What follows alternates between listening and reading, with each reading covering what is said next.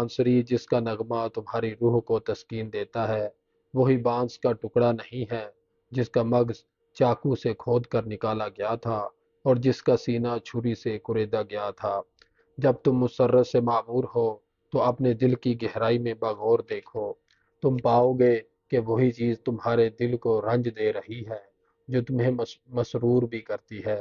جب تم مغموم ہو تو پھر اپنے ہی دل کے اندر دیکھو، تم دیکھو گے کہ تم در حقیقت اسی چیز کے لیے مدعو ہو جو تم کو مسرت عطا کرتی ہے۔ تم میں سے بعض کہتے ہیں مسرت غم سے بہتر ہے اور بعض کہتے ہیں نہیں غم برتر ہے۔ میں تم سے کہتا ہوں کہ وہ دونوں ناقابل تفریق ہیں، ناقابل امتیاز ہیں، ساتھ ہی ساتھ دونوں آتے ہیں، اور جب ایک تمہارا دسترخوان پر موجود ہو اور تو یقین جانو کہ دوسرا تمہارے بستر میں سو رہا ہوگا۔